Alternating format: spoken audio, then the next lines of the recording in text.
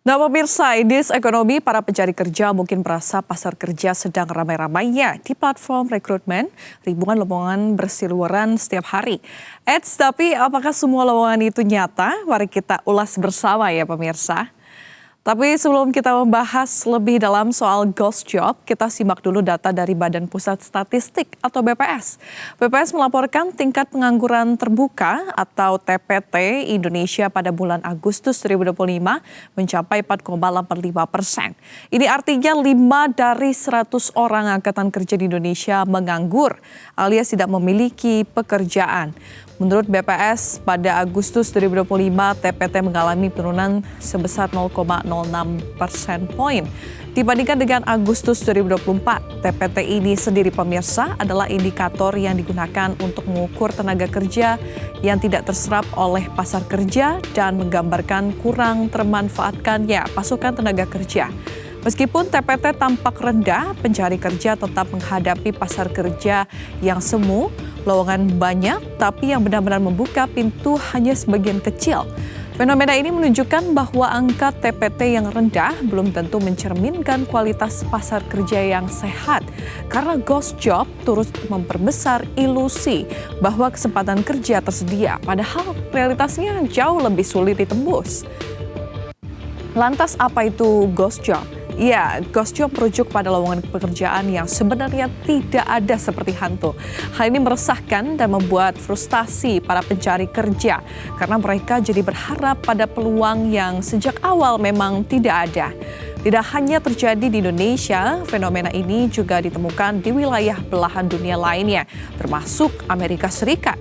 Sejumlah survei global menunjukkan bahwa fenomena ghost job, lowongan yang dipasang tetapi tidak benar-benar dibuka untuk perekrutan semakin meluas. Menurut Resume Builder dan Indeed Hiring Lab, sekitar 50% lowongan kerja yang tampil sebagai aktif secara online sebenarnya tidak memiliki proses rekrutmen yang sedang berjalan. Artinya 1 dari 2 lowongan pekerjaan yang dilihat pencari kerja hanyalah pajangan. Perusahaan tidak memanggil kandidat, tidak melanjutkan proses, atau bahkan tidak berniat untuk mengisi posisi tersebut. Tapi apa sih tujuan perusahaan itu sebenarnya mengeluarkan ghost job? Kita akan ulas di grafis berikutnya pemirsa. Perusahaan mengunggah iklan lowongan pekerjaan palsu alias ghost job dengan tujuan beragam. Berikut ini beberapa tujuannya pemirsa menurut survei Resume Builder. Pertama, 67% agar perusahaan ini tampak terbuka dengan talenta eksternal. Kemudian 66% agar perusahaan seolah-olah sedang berkembang sehingga butuh tenaga kerja yang lebih banyak. Lalu 63% untuk menghibur karyawan perusahaan, membuat mereka percaya bahwa beban kerjanya akan segera berkurang dengan adanya pegawai baru nanti. Selanjutnya 62% untuk membuat karyawan merasa posisinya dapat digantikan sehingga mereka bekerja lebih keras lagi. Terakhir 59% perusahaan ingin mengumpulkan resume orang-orang untuk disimpan dan diseleksi di kemudian hari. Pada intinya, perusahaan yang melakukan ghost job tidak memiliki niat untuk merekrut kandidat dalam waktu dekat. Strategi ini dinilai tidak etis dalam pasar tenaga kerja. Lantas, bagaimana cara menghindari ghost job? Kita akan ke grafis berikutnya pemirsa. Dikutip dari laman Built-in, berikut ini beberapa langkah yang dapat dilakukan untuk menghindari lowongan pekerjaan palsu maupun ghost job. Pertama, periksa situs web perusahaan jika menemukan lowongan kerja di media sosial atau situs loker. Periksa kembali apakah lowongan itu juga tercantum di web perusahaan tersebut. Sebab biasanya pihak ketiga mengunggah lowongan pekerjaan yang sebenarnya sudah lama dicari perusahaan, namun posisi itu sudah diisi orang lain. Kedua, periksa kapan lowongan pekerjaan diunggah. Jika lowongan pekerjaan diunggah lebih dari sebulan, lalu ada kemungkinan perusahaan tersebut telah merekrut atau tengah mewawancarai seseorang.